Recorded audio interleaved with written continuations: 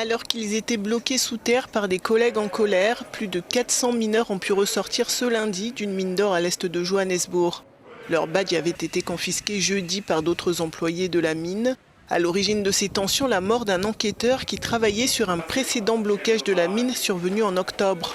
Selon certains mineurs, la situation sous terre était devenue insupportable. Les conditions dans la mine sont difficiles. La raison pour laquelle nous avons décidé de sortir est que nous avons vu que certains de nos camarades s'évanouissaient. Et nous avons compris que nous devions prendre la décision de sortir parce que notre direction ne se soucie pas de nous. Depuis jeudi, ils ne nous ont pas donné de nourriture et nous n'avons pas reçu d'assistance. La seule chose que nous demandons, c'est que le syndicat AMCU soit reconnu, c'est tout.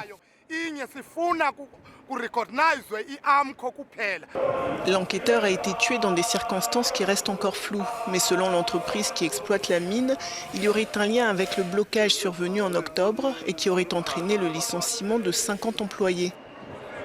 Depuis des jours, des collègues et des proches campent à l'extérieur de la mine, inquiets. Il faut qu'il y ait des discussions. Ce n'est pas à nous, parents, de gérer cela et d'être perturbés. Actuellement, nous avons du mal à dormir. Nous descendons dans la mine et nous remontons. Nous avons peur qu'à la fin, on nous tire dessus avec des armes à feu. Personne dans le quartier ne dort à cause de cette situation. Les conflits autour des mines sont courants en Afrique du Sud. En octobre, plus de 500 mineurs avaient subi le même sort après des rivalités entre syndicats. Des violences syndicales qui, en 2012, avaient entraîné la mort de 6 personnes, dont 2 policiers, dans la plus grande mine de platine du pays.